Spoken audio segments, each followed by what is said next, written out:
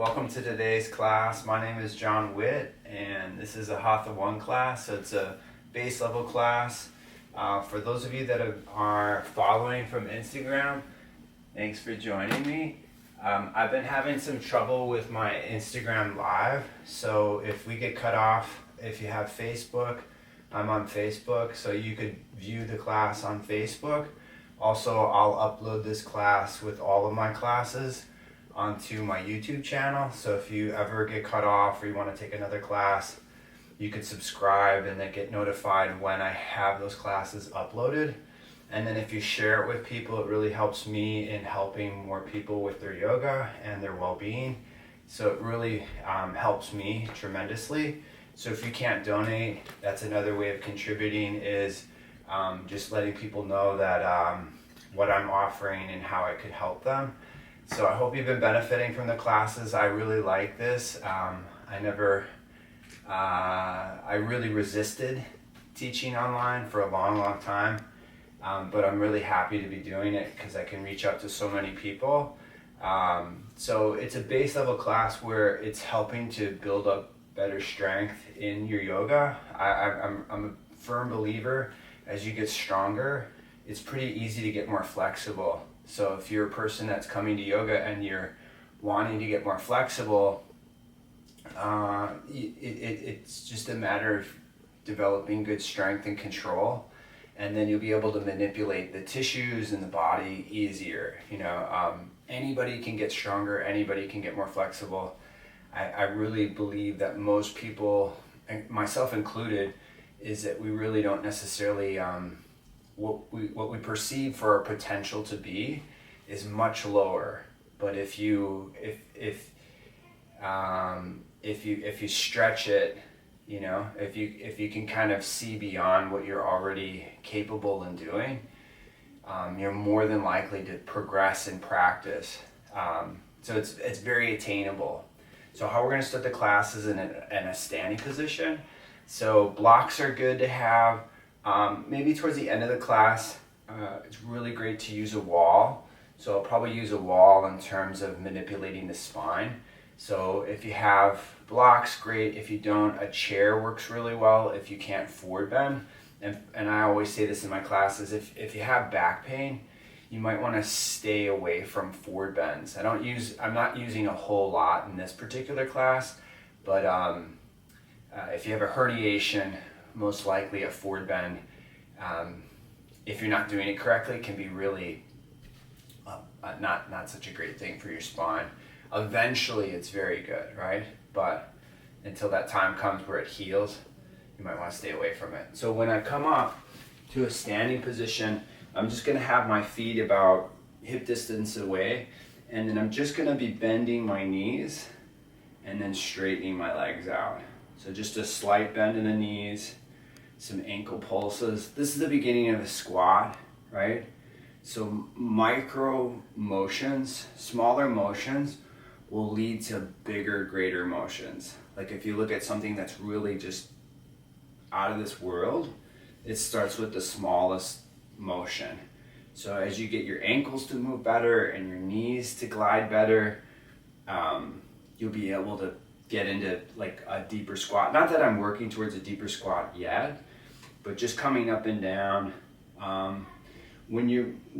Whether it be motion or a static position, we can use absolutely no strength or integration. Like, it's very easy to just hinge from our joints, right? So when you're coming down, think of it as a slow eccentric, and then you can, not that I'm going to jump, right? But if I'm driving through the feet, that's a way of getting stronger through the legs. And I'm not going to do this for 3 minutes, but even if you're very strong, you to do it for 2-3 minutes.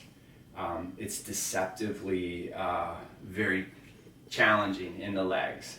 I'm not going to do it that long, but that's something that you could do, right? And then what I'm going to do is just come back to a neutral position, and I'm just going to roll through the feet a little bit. So I'm rolling into the ankles. So rolling in with my right foot and then rolling out with my left. And then as you're moving, I say this often, when you're leveraging your body, you're either going to need more pressure or less. And usually people that strive for more, they just go for more, and then they kind of get stuck. And then someone that's injured, right, or not as well in a joint, they may use too much, and then they're like, no, I should never ever do that. And there's a middle ground that everyone can find, which will help. So just rolling the feet, which will help you in sitting on the floor, moving better. I think walking is a big part of what I'm teaching people in a fundamental class, is that you should be able to walk better from your practice. And then as you come back to neutral, what we're going to do is come up onto the toes. You're going to lift the heels and then lower the heels. So you can lift up, you can push through the toes, and then lower the heels. We'll come up again, and then you can lower. And then what I'm going to do is just some motions for the hips. So just take your left leg up if you could. You could use a wall, so I'm taking my left leg up. And I usually do these statically, which I think is a great place to start. But if you've been doing these for a while and you want to move, I'm going to rotate my left thigh out and then down. I'm going to take it up and out and down. Really very beneficial for the leg that's moving, but also really key in strengthening the outside of the hip on the right leg. So you're benefiting on both sides. Right, when you take it up, just kind of see which ranges of motion are limiting you. Not that that's bad, but you can kind of see, right? You can bring the left leg down and then take the right leg up. Again, I'd be happy if you're statically holding. Maybe your leg's here, maybe it's not so high. It's just something that you'll have to practice more. And then, if you had some sort of mechanic, or, you've had a surgery before, that's why I think like static positions could be better. Like if you had a hip replacement, maybe you're not moving as much. You're moving it, but more into like a set position. Like think of like warrior 1 or warrior 2. So take it up and then take it out. And then just have the feet neutral. And what I'm going to do is I'm going to take the feet out a little bit wider, and I'm going to turn the feet out, and I'm going to bend the knees. And I'm not super low in this position. Of course you could get lower, right? But I've practiced a little bit this morning, but when I'm doing a practice, especially my warm-up, I'm just going through all my joints to really see how they're working, rather than just mowing into a practice. So that's kind of how I do it, especially in the morning. If I'm practicing later in the day or in the evening, my warm-up isn't incredibly long. I might actually not have a warm-up. But with early morning practice, not that it's so early here on the East Coast, I'm just kind of sussing out how I should be practicing today. Right, so I'm pushing my thighs apart. I'm going to take my arms into a cactus position. So my arms in the cactus, just a little bit more specific for the shoulders. And then we're going to bring yourself back up, and then you can bring the arms down. And then just bring the feet back to neutral. And I'm going to take the arms out wide, and I'm going to move the arms independently. It's not bad to move the arms collectively, right? This is great. You could do this. But what I'm going to do is move the arms independently. So I'm taking it down, taking it up. So it builds a little bit more coordination between the sides of the body. That's why I like it so much. But like I said, there's a lot of different ways that you can move the arms. Moving the arms 20 times, 30 times is good, right? But some days I'll be moving the arms hundreds of times, just so that I can get better quality motion in my arms and throughout my body. Right, just a couple more.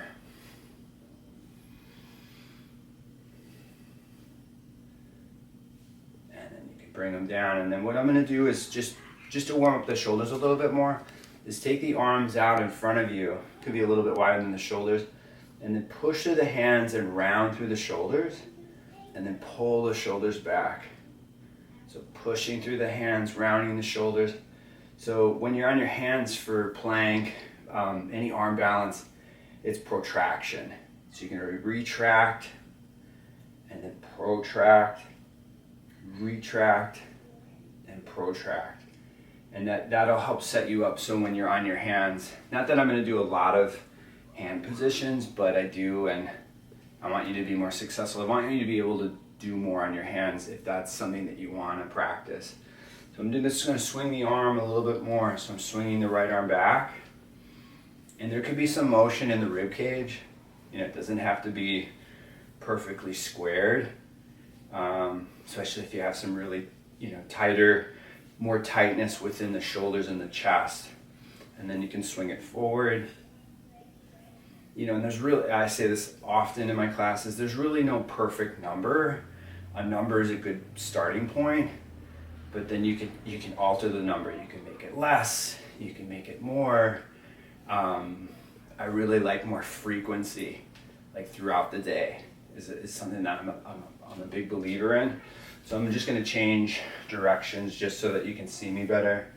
I'm circling back initially. And some days I'll circle more through my non-dominant side, which is my left arm. Just doesn't move as well. It's a good way of getting things to, like I said, coordinate better.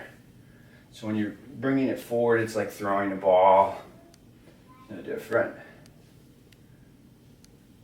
And then you can bring it back into the middle. Come back into having the feet out wide, turn the feet out. Push the knees apart. Like I said before, a small bend in the knees, really good in strengthening the legs. It's viewed as not as good, right? Especially in yoga because it's a limited range of motion. But it's very good. Say you get some knee pain, just stay really small in the bend. Your legs will get stronger. As your legs get stronger, then we can increase the range. I know that will develop with time. But if you're a person that wanted to sit lower, what I'm going to do is I'm going to push my legs apart. And as I push my legs apart, it gives me the space to sit lower. And there certainly will be some hip compression. So how much hip compression will determine how low you can sit. Not that lower is better, right? Bring yourself up and then just bring the feet back into a neutral position. And we're going to go back to circling the legs, but circling them in. So take the left leg up, and then when you're gonna bring it up, what we're gonna do is bring it down, and then take the leg forward and down. And you could use a wall, right? You could use a chair. You could be doing it statically. And that's the problem with, you have to do it this way, because you don't. Because that one way that someone's telling you might actually be the worst way. So you can bring the left leg down. So there's certain ways of doing obviously anything, but like I said, let's say it's irritating you. It's obviously been bad for a while, whatever it may be. That would be the first thing that I would eliminate from my practice, and I would introduce things that were actually helping me more. We're building better practice, and those things will come, especially if you've had multiple injuries within your body. You really gotta be really strategic and more caring, and you'll definitely get better practice and better results. So I'm gonna come down on my hands and my knees. So once my hands are down, I'm gonna push through the hands. I'm gonna round the spine into a cat stretch. I'm gonna look forward, I'm gonna look up, I'm gonna back bend. I'm gonna exhale, round my back. I'm gonna back bend, I'm gonna lift the chin, lift the chest, and then exhale, round the back. So take the hands over to the right side and look high over the right shoulder. And as you're lifting your head, if you can't lift your head anymore, what I would do is I bring the head down, which is great for the back of the neck. And then it'll enable you to lift the head up more. You'll be able to lift the head up away from the floor. Then take the hands back over to the left side and look high over the left shoulder. And this is, I could say what I'm feeling, and it is what I'm feeling, but it might be a little different for you. So I feel a lot of through my side body. So my head is down, and then I can take the head up, right? Belly and ribs are in if you want more of a stretch through your back. And then take your hands back into the middle, and then have the hands just underneath the shoulders and round through the shoulders and lift up into a plank pose. And plank is definitely more physical than a down dog. I mean, if you have decent flexibility, you'll prefer down dog more because it's easier. And there's nothing wrong with that. But what I'm gonna do is I'm gonna try to build up more strength in the front of my body so that I can support my weight better. And this builds really good bone density in the hands, the arms. So hopefully you'll never ever fall in life, right? But if you do, things won't shatter. You can go up into a down dog, and then in a down dog, I'm gonna pedal the legs out. And it's, you know, people, it's really often asked, like, should I get my heels down? You know, it is beneficial, but it's not critical. I think once you get you know, you've been practicing for a while, it's definitely something that I would build, because it's really going to build better dorsiflexion in the feet, and it will most certainly help you in moving better in life. Like walking will be much more enjoyable. So you're going to come forward and through into an up dog. So come forward, lift the chin, lift the chest. Glutes are engaged, abdomen's engaged to some degree, and then go back up into a down dog. We're going to do that again. So this is a really efficient way. Weights in the front of the hands rather than just all in the heel of the hand. So try to get more in the knuckles, and then pull it back up into a down dog, and then come down onto your knees. And then when you're down on your knees, what I'm going to do is I'm going to bring my hands forward, but I'm going to bring my head down. So before you do this, try to round through the front of your body, and then you're here, right? And then I'm going to look forward past my hands, and then I'm going to bring my head down. I'm going to look forward and up. Any of these positions could hold statically, right? You don't have to keep up with me. Well, I'm going to bring the head down, then I can bring the head forward, get a little bit more in the chest, but it's nice to keep the ribs in, because you're going to get more and more exposure in and around the shoulders. And then come back up into an all four position. And then in all fours, I'm going to press through the hands, round through the shoulders. I'm going to lift up into a down dog. Pulling back through the hips. Pull back through the hips. And then come forward into plank and really push through the hands. Get the front of the body much stronger and shorter. And then what you could do is come down on the knees.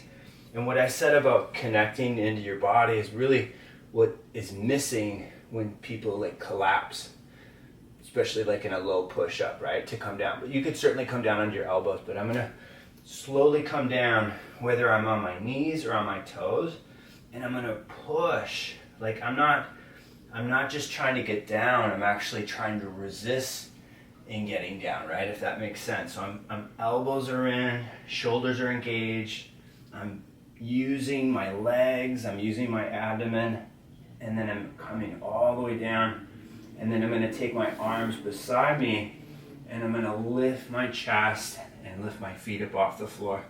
I'm going to open and close my hands. So as I open and close the hands, very good for moving the bones of the hands, getting the forearms to be stronger, and it's a good distraction, you know. Because if you're just up statically, you might just be thinking about, you're just thinking of the time, right? But classical yoga, and it's becoming less and less practice, it's not as popular, right? But you're holding things for a while. And that's, in my opinion, initially better. And then bring yourself down. Bring yourself up onto your elbows. You know, moving is great. You know, moving is definitely something that you should use as well. But the static holds are really what's going to help make you stronger, especially if you're only using yoga as your means of keeping yourself fit or well, right? Look over the right shoulder, look over the left. Like if I was only using yoga, I'd definitely have like a classic base of at least 2 practices a week, something like that. I wouldn't just be moving, because at some point your joints really, you need better strength to support the joints, and that can come from many forms. So come all the way down, and then when you come down, have your arms in a cactus position, and as you take your arms up off the floor, just, if you've done this before, try to lift the arms a little bit more. Try to lift the elbows up a little bit more. And then if this is the most basic position, and then we're going to bring the arms down. So I'm going to take the arms up and forward if I can, but maybe you can't do that. So just take the arms here. If you can, turn the palms forward. As you turn the palms forward, keep the ribs in and lift the arms away from the floor. So really create a stronger line from your hips to your hands. Take the arms back to cactus. Right, open the shoulders. And then one more time, bring the arms forward if you can. Right, lift the arms, lift the hands, palms face one another. And then back to cactus. And then bringing the arms down. So have the hands just underneath the shoulders, wider than the shoulders or more forward than the shoulders. And curl up into a low cobra. And in a low cobra, right, I'm just going to do this a couple times or a few times. So I'm going to bring myself down. So I'm trying to collectively move through all the joints of my spine. Pretty tough to do, but I like the concept of that because you don't want to just be moving from one facet, right? So curl, curl, curl, curl up. And then when you come up a little higher, this is when you want to get your glutes involved, your abdomen involved, and higher might not be that great for you today. If I get my legs closer together, there's definitely more leverage. So it looks, I guess, more impressive, but you gotta kind of, you gotta see if it's too much leverage. So if you have a high pain threshold, you might wanna actually steer more towards a not as a progressive approach from time to time, because you can deal with a lot and it's not just about like dealing with the pain, right? So bring yourself forward, bring yourself down, have your hands just underneath your shoulders. Now, you could tuck the toes, come to all fours, go up. You could also stay on the tops of the feet. So this is gonna be a little different coming up. So I'm gonna try to lift up. And this is more of like a gymnastics plank. So it's more hollowed through the front of the body. And as I'm hollowed through the front of my body, I'm getting stronger here.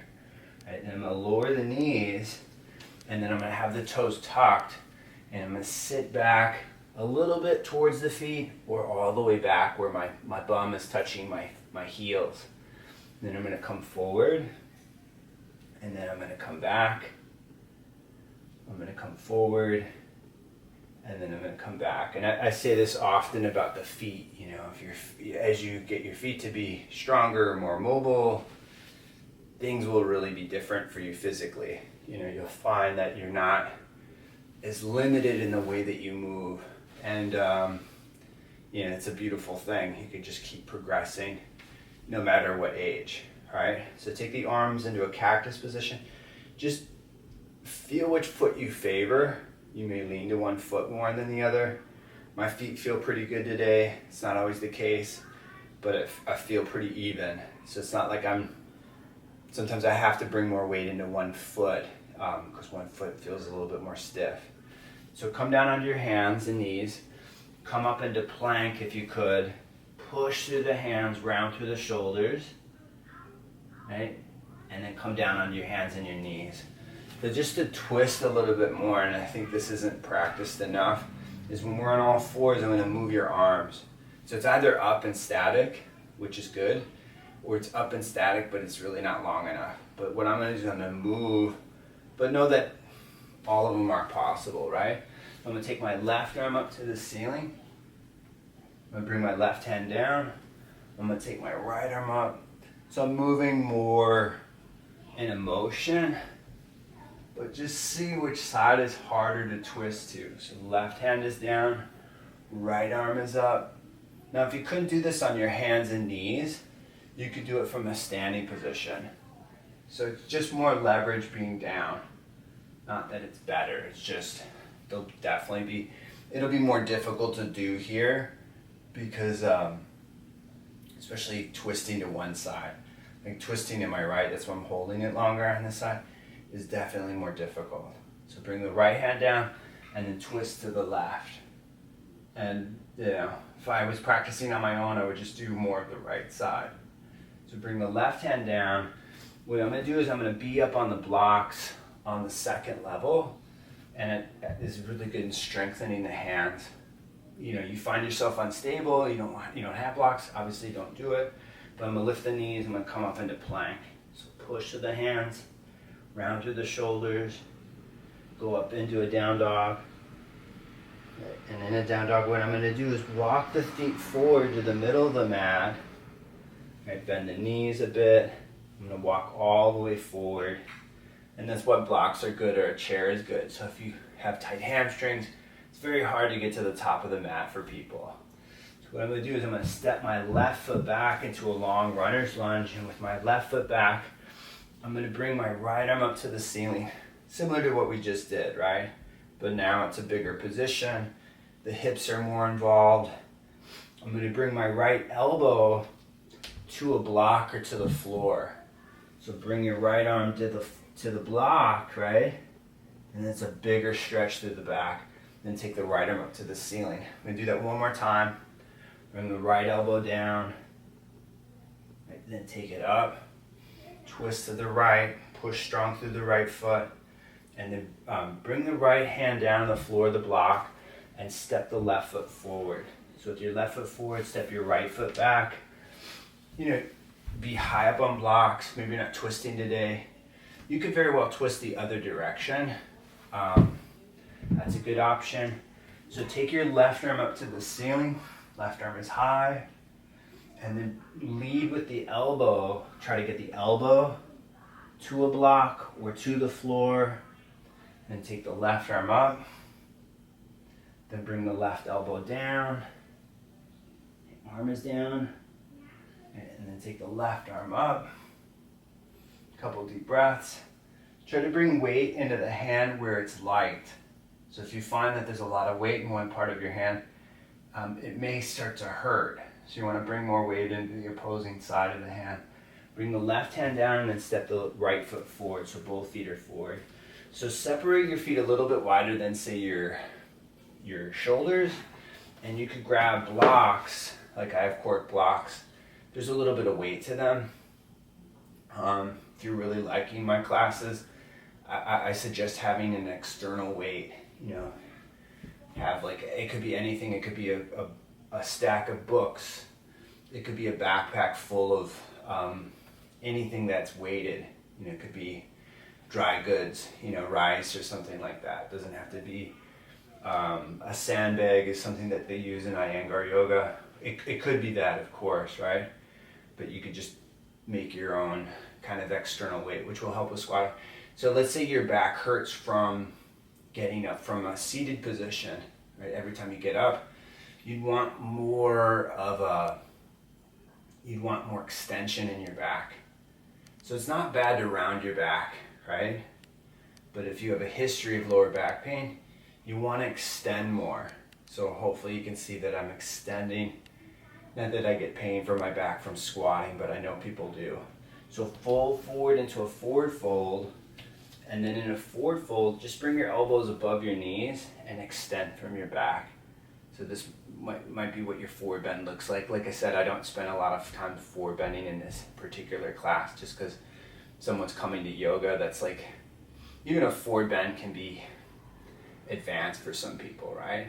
I'm going to step the left foot back, and with the left foot back, I'm going to take the arms out wide, and I'm just going to be in this halfway stage, which isn't really practiced a lot, but I like it because it's not just up, Not that up is bad, but when I'm up, especially if you practice this more, it gets more polished. So I like practicing things that aren't necessarily practiced as much so that you get a little bit more well-rounded. So take the arms up overhead. The arms up overhead, try to get smaller through the front of your body. So remember when we were lying on your belly and we were trying to keep the ribs in? That's what you're doing in a position like this. So the reason the ribs flare out is a lack of strength in your abdomen and a tightness in your shoulders. And it could be a combination of both. So bring the hands down to the blocks of the floor and step the left foot forward. And step the right foot back. I like a diagonal stance. So my left foot, my right foot's like more wider. It's easier to balance. More stable, so I'm extending. You could certainly be in a straight line, right? I'm gonna come up into an overhead position and so think I'm standing in front of you and you're pulling your ribs in. And it's not gonna look as glorious as a yoga ad, right? But it's gonna help in developing the shoulders and making you stronger, right? Like I said, you wanna get stronger in your positions. So bring your hands down the floor and step your right foot forward. And with your right foot forward, we're just gonna take the hands to the left side a little bit. Just change the angle. And take the hands to the right. And then roll yourself up to standing. And then as you're up in a standing position, just so that you can see me a little bit better, I'm gonna take my left foot up off the floor. Take the arms up overhead. And then I'm gonna twist to the left. So just kind of twisting. I could hold the leg if I wanted to. I could hold the foot. But if you already have that, it's good to kind of stretch yourself out. But like I said, if you need to get stronger, I wouldn't grab the knee or the foot. You can turn forward, you can bring the left foot down and then take the right foot up off the floor. So as the right foot comes up, you can take the arms up overhead. This could be the position, right? You could twist to the right arm is back. Again, you could, some positions you'll need more leverage. So passive flexibility is sometimes viewed as a negative, but for some things you'll really need it. It's not just all good or bad, right? You can turn forward. You could bring the right foot down. So come to the top of the mat with the feet, take the arms up overhead, and fold forward into a forward fold. And step your left foot back into a lunge. So the left foot is back. Take the right arm up to the ceiling again. Right arm is high. Bring the right hand down and bring the left knee down the floor. And just kind of move the weight around to adjust your hips. So what I'm gonna do is I'm gonna take my left foot up into my bum and then bring it down. And I'm gonna take it up. If you take it up too strong, you'll cramp. So don't take it up all the way. I'm on the top half of the kneecap. So if I'm on the lower half, it really hurts the knee. So that's why you want to get long enough in your stance so that you're more on the kneecap or the thigh, the femur, which is part of the knee, right? So you can bring the foot down, and then when you bring it down, take the hands over to the left side and look high over the left shoulder. And then as you look over the left shoulder, right, again, the head could be down, doesn't have to be up. And then you could bring the hands down, and I could get lower, right? I could get my elbows down, right? As I'm down, not necessarily better, but there's definitely more range. But, say you're really tight, get down for a little bit and then come up.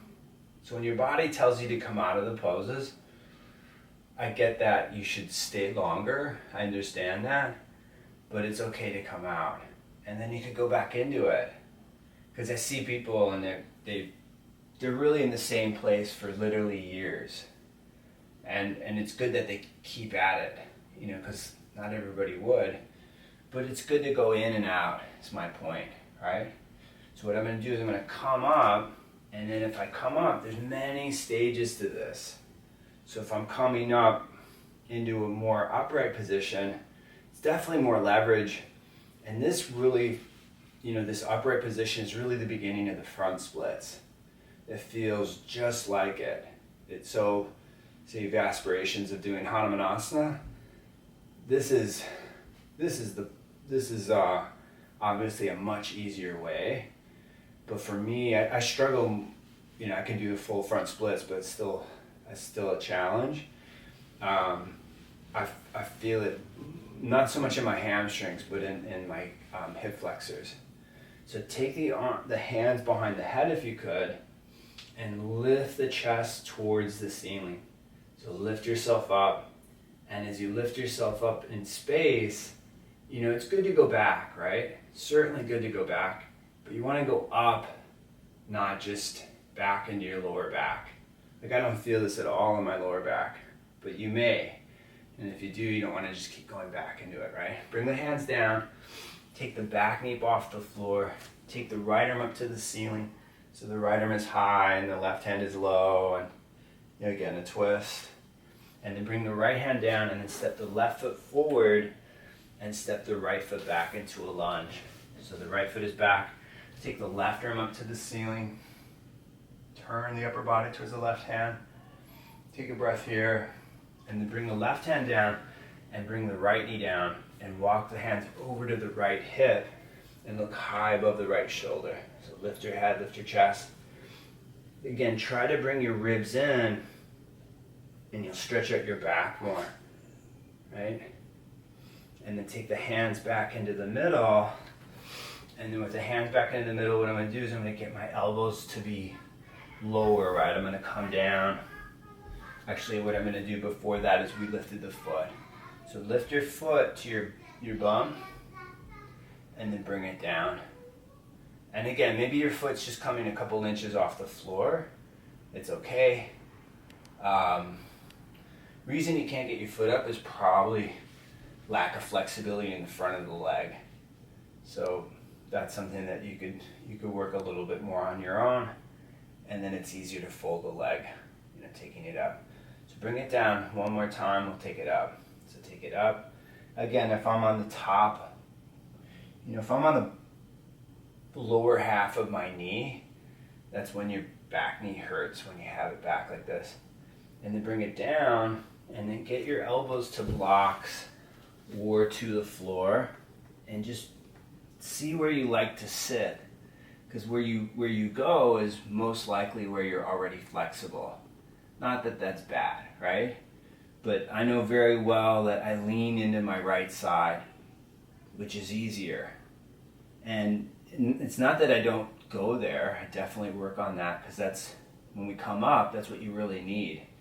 You really need the back hip to be spacious in order to come up into the final position that we're doing today.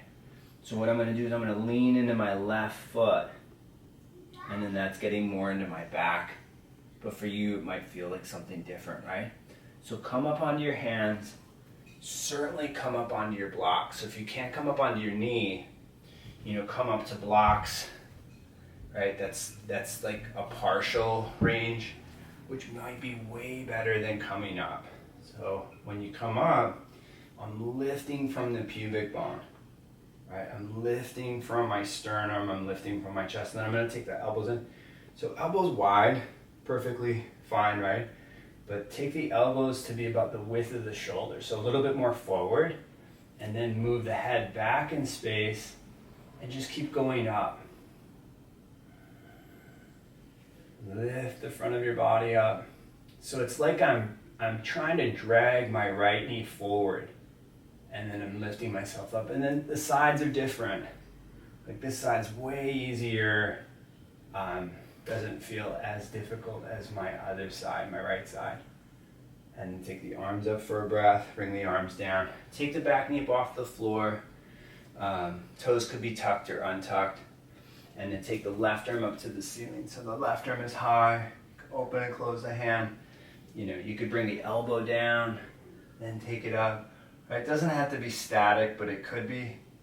And then bring the left hand down, and then step the right foot forward. So both feet are forward. you're in a soft forward bend. So go back into having your feet about the width of your shoulders. Move your knees apart. Maybe you can squat down as low as I am. Not important, but a good low squat is great.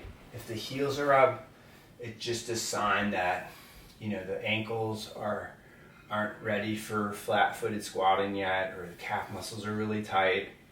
It's not a bad thing at all.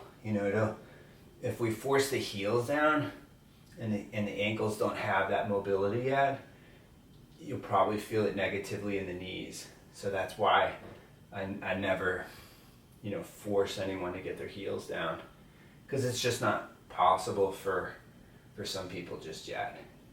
So come forward into a forward fold, just a transition, and then just straighten the feet out.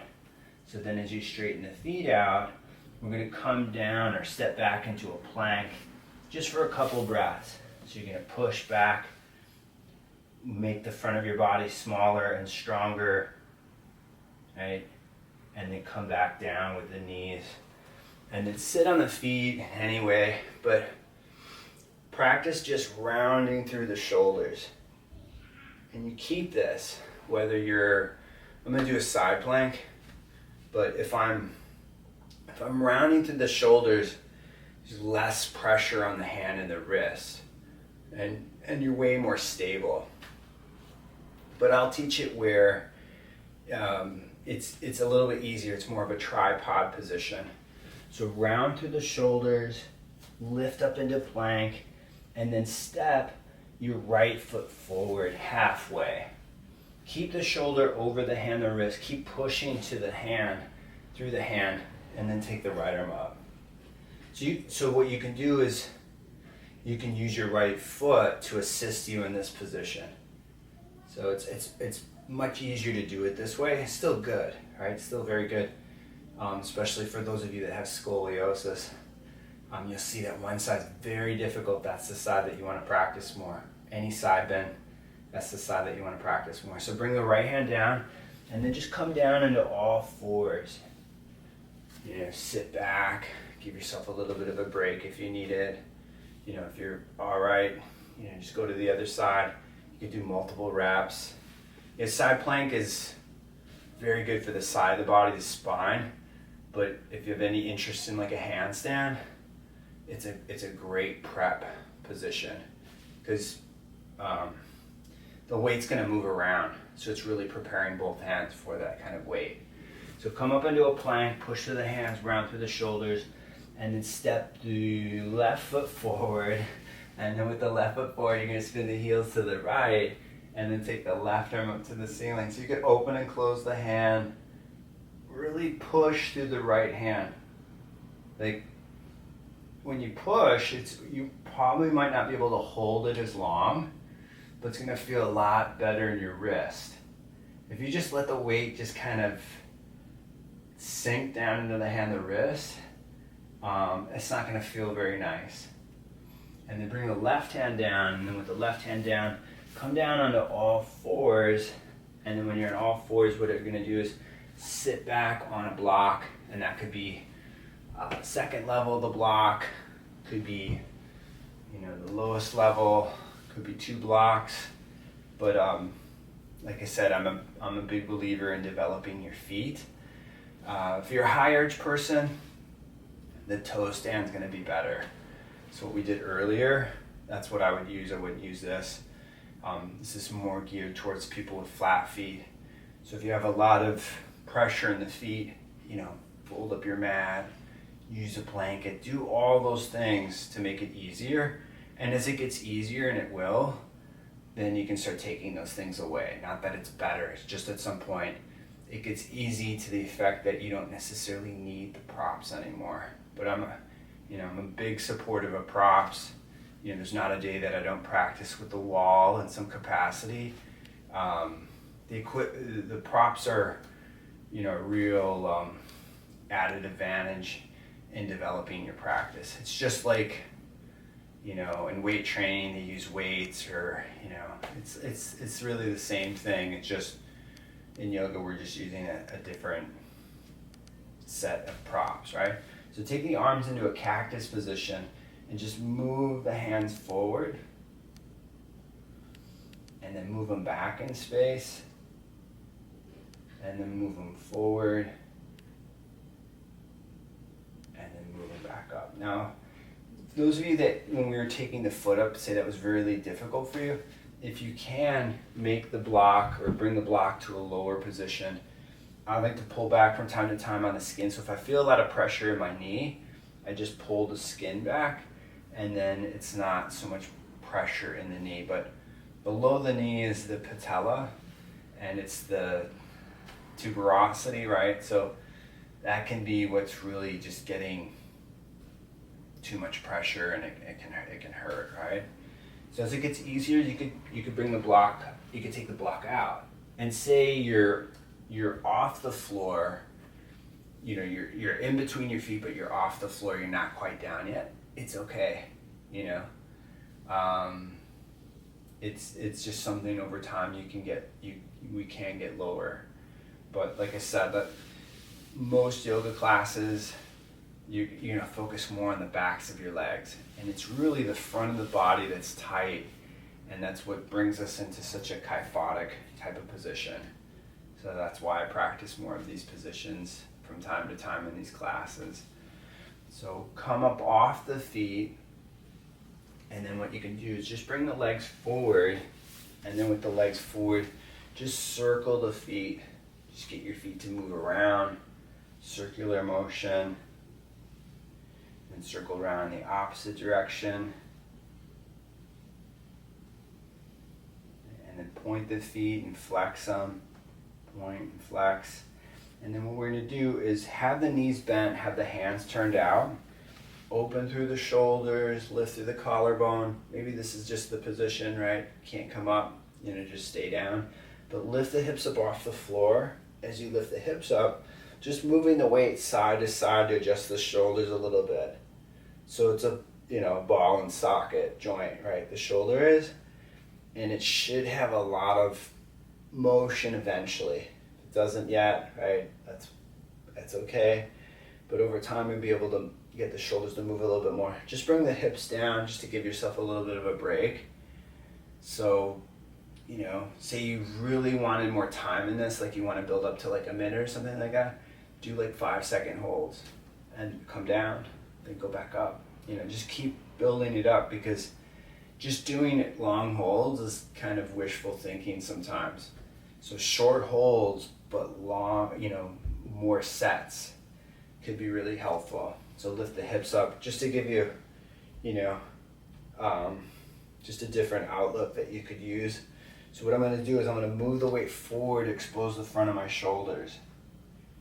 And I'm going to move it back. I'm going to move it forward, right? And then I'm going to move it back. And then I'm going to bring the hips down. And then just wrap the arms around the legs and push the knees out into the arms. And look up towards the ceiling as you look up. Right, just kind of measure your face to the ceiling, because you might be turned a little bit to one side. You might be a little crooked. So like I said, I was going to use the wall today. So you could do it on the floor like bridge. I just like it more standing. But if you had a knee injury, probably better off doing it in bridge pose. So you just basically roll the spine. It's like a reverse spinal wave. And it's really good to move the facets individually. And if you're not doing plow and those types of poses, this is a great way to really manipulate the spine. It's, in my opinion, a little bit safer. There's one little bit at the end that you back bend, and if you don't have that type of range, I'll just tell you, just stay, right? But I'm gonna lift up into like a fuller extension. But you don't have to do that. I'm gonna do it for 5 minutes. When I do it, I'll do it for 10 to 15 minutes. That's how long I do it, because I do it sometimes really slow, not super slow, like Feldenkrais slow, but slow enough that I'm really manipulating my body.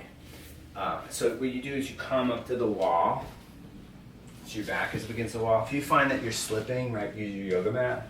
So you don't want to be too far away from the feet, because especially if you're going to do the back bend that I'm going to do.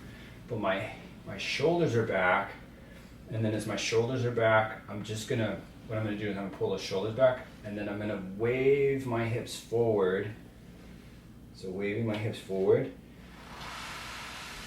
and then moving. So if I'm not flexible enough, just stay here. And this is bridge. This is bridge pose.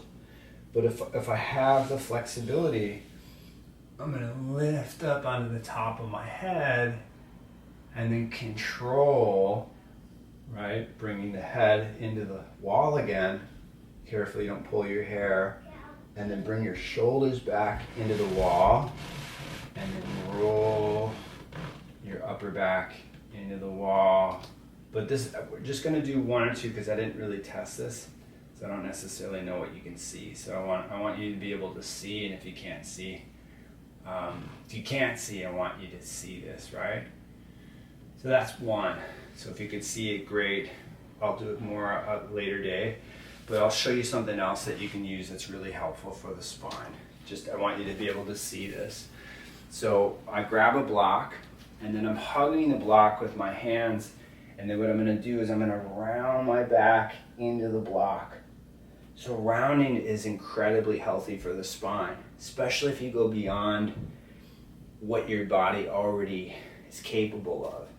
So if I can really swallow the block with my chest, I'm stretching my back out more. And this is what I said about plow, is never really getting this type of leverage unless you're doing plow pose, right? So lift the chin, lift the chest, lift up into the block. Like, get the tailbone to move down and the belly to move in, and lift the block up, and then bring the head down, bring the chin down, round to the back, and then lift the chin, lift the chest, lift up into the block, like squeeze your arms into the block, and then lift the front of your body up into the block. And then bring your head down, your chin down. One last time, round into the block. You could change angles too. It doesn't have to be perfectly lined up, right? Especially if you have some scoliosis, you might want to find an angle that you're just like, wow, that is not moving. And you want to be patient with it. You don't want to move it all in one day, right? You've had that for years. It might take years to actually correct it. So you could lift the front of your body, lift the chest. So I'm a little bit on an angle here. And then you could bring the head to neutral, and you could bring them up. And so I did that slow. Do it slow. You could do 3-5 reps, something like that.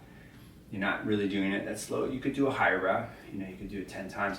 But I'm going to come down, and this is really for the thoracic as well. So if you find your yoga block hard, right, you could use a bolster. But I like the firmness of a block. But if you found it like digging into your body, you might want to put a pillow over your block or a blanket. So beneficial for the thoracic is to get it to round a little bit more than it actually does. And this will help with twisting and extending. So what I'm going to do is if you're a female practitioner, you might want the block like this so it sits in between your breasts. If it doesn't bother you, you could be above or below your chest, right? But I'm gonna be on the block just in the center of my chest, so just a little bit where my sternum sits is a good spot. And then the second block could be for your head, but what's a better spot, if you find this really difficult, is put the second block underneath the pelvis, and then you could use your fist to support your head. But just letting my head go, but so good for the upper back. Like, it's really dense, it gets really tight from poor posture, and it takes a lot of practice to move the tissues and to move the bones. And the bones are different.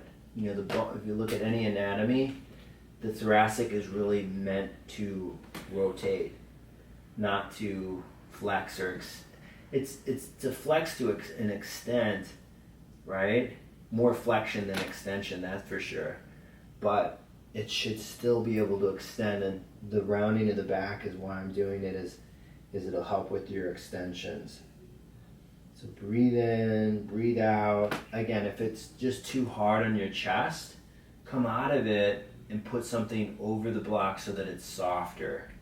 But I really like the firmness of the block, so good for your neck, right? So take 5 deep breaths here. Breathe in, breathe out.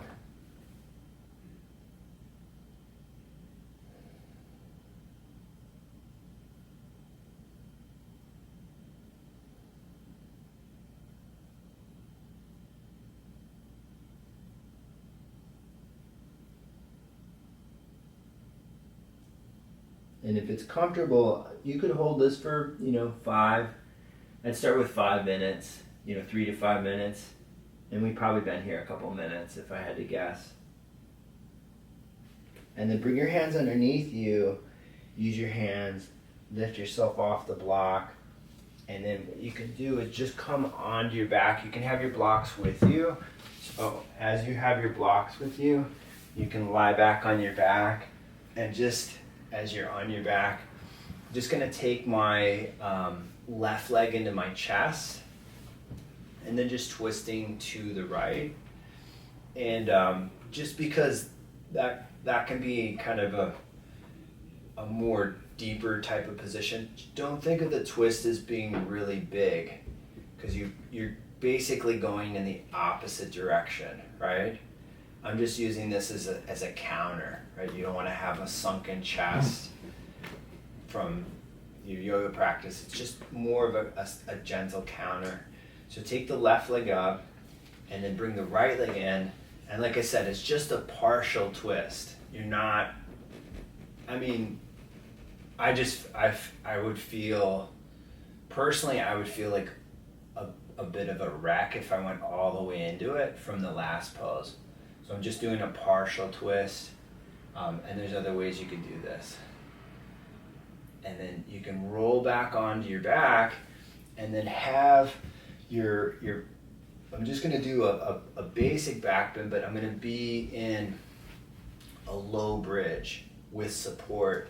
So I'm just gonna have the left leg forward for a bit. I really like this because it'll help balance you out. So you're getting more extension in the side that you might actually need it on. So when we were lunging and we were twisting, right, this all relates.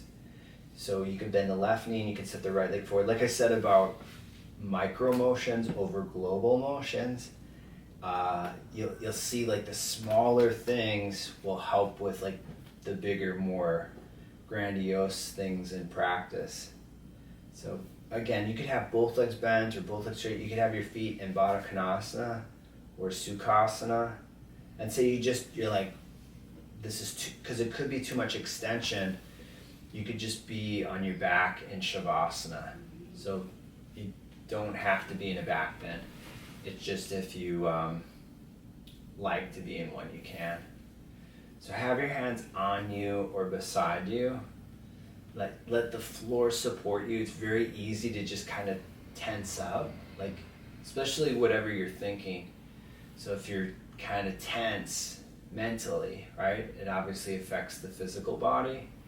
So hopefully you're in a good space and you're just like absolutely blissed, right? That's some of the effects, or when you have good practice, that's why we keep coming back, is because we always feel so good from it.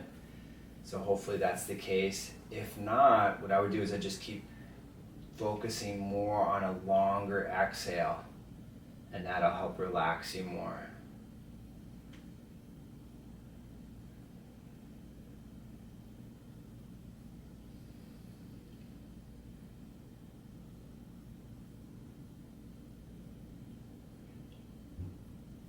And if you're in a good position and you're like, oh, I don't want to move, I would just stay, right? That's the beauty of practicing in the comfort of your home.